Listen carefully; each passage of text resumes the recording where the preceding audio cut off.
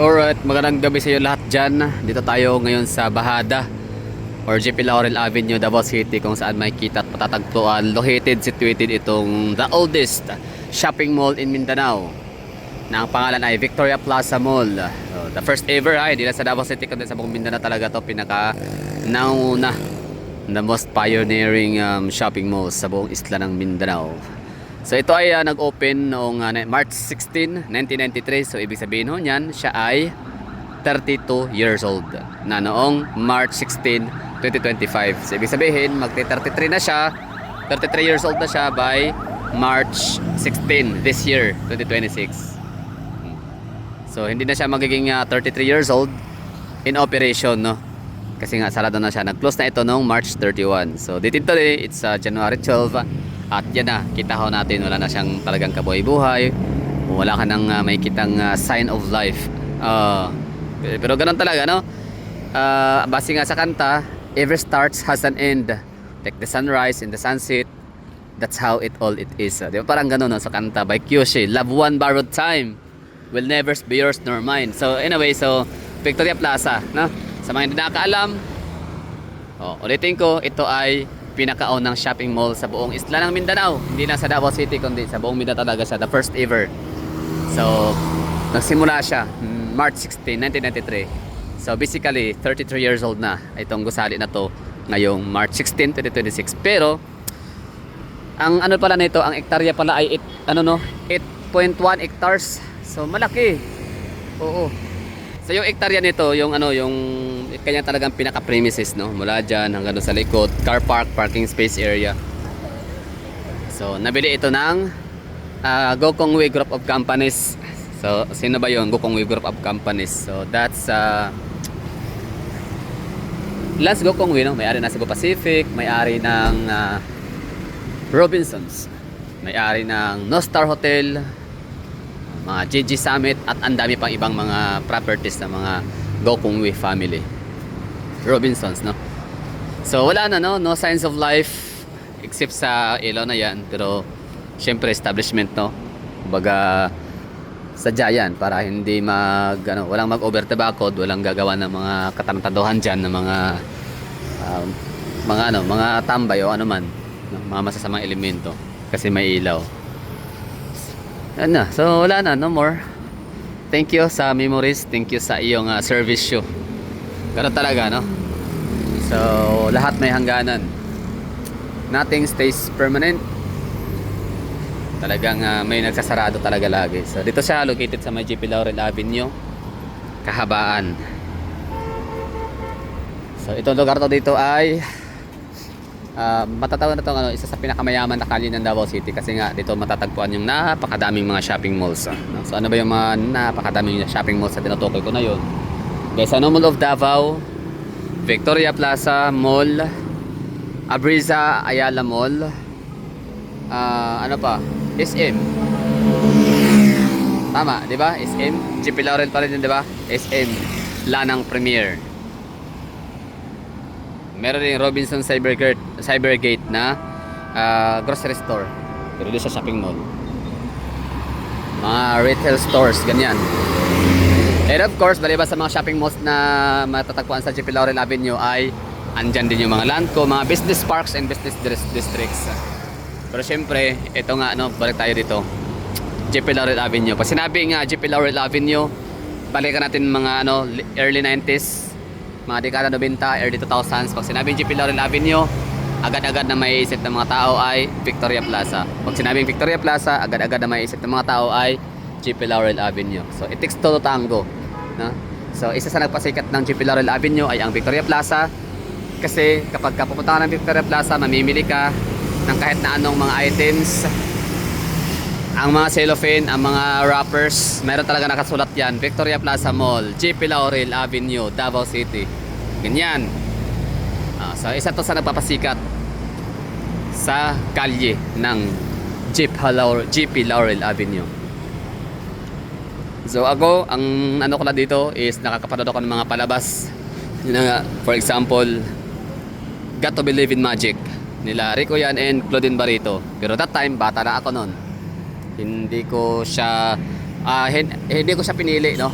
Like ano lang, ginawa lang ako ng ano, ginawa lang akong tawag diyan, sandwich, no? Ano ba tawag diyan? Yung parang chaperon. Yung kuya ko kasi, shout out sa kuya ko na 'yan, no? Sinama niya ako kasi meron siyang kadate, classmate niya. So dito sila nanood ng sine at kasama ko syempre. Got to believe in magic. I think that's 1997. Marami naman akong ano dito, experience, nag-shopping dito pero hindi siya ganun ka-memorable, no?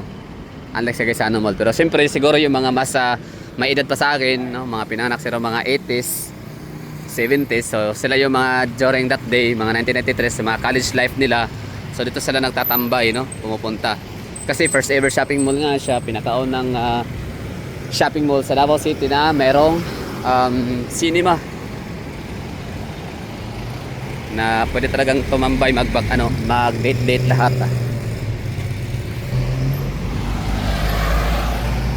Yan. So no more Victoria Plaza Mall, wala na silang opening. Closed na sila. Kung titingnan sa mapa, sa location, so talagang permanently closed. Pati yung pangalan tinanggal na. Wala na nakasold. Tapos syempre ang mamimiss natin dito yung kailang napakataas na Christmas tree during Christmas season. Ayan na yan yung update natin dito sa ating Victoria Plaza Mall. So ano nga ba ang gagawin dito?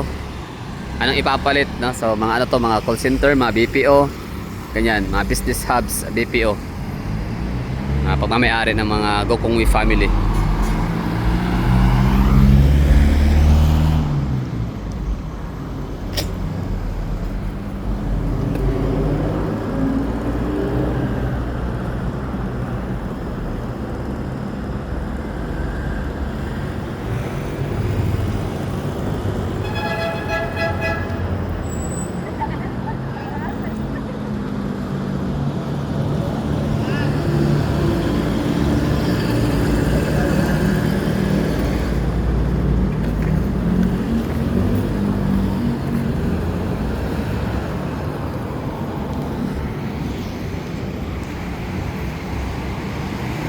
Sino nga ba nakabili nga nito? Ayan na nga Robinson's Land Corporation. So marami silang mga business ventures, no? Or mga business subsidiary businesses. So yan na yung aking mga nabanggit kanina. Robinson's Land Corporation or RLC bought the property of the former NCCC Mall VP or sikat talaga na tawag dito isa na Victoria Plaza. Pero alam naman natin mga taga Davao na ito ay pagmamayari na ng NCCC, di ba? Nabili nila sa Victoria Plaza. O nga pala, ang nagmamayari ng Victoria Plaza, kung hindi ako nagkakamali ay siyang nagmamayari ng Limso Hospital. So ibig sabihin, Limso family. I mean, yun, no? Limso. Di ba Limso is apelyido? Basta Limso Hospital sa may Ilustre. Ba't alam ko yung Limso Hospital sa Ilustre? Kasi nung ako nagtatrabaho sa Jollibee dati sa Gaisano Grand Ilustre, na dating tinatawag naman na GS Gaisano. So ako yung nagde-deliver ng mga pagkain from Jollibee, tumatawag yan mga taga Limso Hospital, papa-deliver, ganyan, no? So alam ko yon, Limso Hospital. So siya din ang may-ari nito. So bininta nila sa NCCC Mall. At ngayon naman bininta ng NCCC Mall or NCCC sa Robinson's Land Corporation. So yun sinarado siya ng March 31, December 31, 2025 para ma-redevelop na at gagawin na siyang modern business and lifestyle hub. So magsisimula silang magtayo ng mga gusali rito sa 8.1 hectares. Laki ng nito, napalaking land area. So ano nga ba? So ano sila? Ayun nga lifestyle hub, business and lifestyle hub. So mga BPO, pag mga ganyang ori, no, ng development na gagawin. Okay, hindi na pala 8.1 hectare, no. Ito pala nakasulat dito, ito pala 9.6 hectares. Aba, malaki nga, di ba? Basta lumaki. So, yun na, magiging to, mixed use. Ang daming mga mixed use development dito sa atin sa Davao. Meron tayo sa Ilustre, yung kay sino yun? Yung may-ari ng Dacia, Royal Mandaya Hotel, Iskandar family. Oh, Suntorise. Ewan ko kung nagsisimula na ba sila mag groundbreaking, basta kay na-demolish na yung mga lumang mga sinihan, mga shopping, mga shopping center somewhere in Ilustre at gagawin na siyang mixed use development. Oh, isa 'yan na bibilangin natin, subukan natin bilangin. Oh, pangalawa doon sa may Simulan Master na Davao Paragon or Paragon Davao sa may Matina, sa may harap ng UM, University of Mindanao Matina branch. Oh, mixed use development ulit yung Davao Global Township Business District, 'di ba? Ashwila Cove. Ang dami, hindi ko na mabilang, mga 10, ganyan, lagpas 20. Ano ba? Sa tingin nyo, naka 20 ba? O basta, yan, by Go Kong Way. Sila sa'yo, na-update natin dito sa hitsura, ganyan lang. Simpleng, malaki, higanting istruktura, landmark na dating masigla, pinupuntahan ng marami, ngayon ay ito, sarado na. Payapa, tahimik, yan. No signs of life. So, di ko alam, hindi natin alam. Or baka alam niyo yan, anong gagawin dito? Ito ba i-demolish? Tatanggalin ba siya? Ang sakit naman, parang parang nakalungkot ba na talagang tuluyan siyang mawawala, mabubura talaga siya, no? So hanggang matitira na siya sa ating alaala, but good thing naman, meron tayong mga documentation. Oh, 'di ba? Meron tayong mga vlog, meron tayong mga nakuhaan ng hitsura ng Davao, itong Victoria Plaza kahit paano. So mawala man siya dito, so maliban sa mariritin siya sa ating mga alaala, meron dito yung mababalik ang mga video vlogs na shinare sa mga social media platform. So yun lang siguro, thank you for watching. So tatanggalin ba talaga to, i-demolish, dismantle, tanggalin, or patuloy siya, i-renovate lang, mas pagtibayan at pagandahin? Ano sa tingin nyo? Let me know in the comment box below.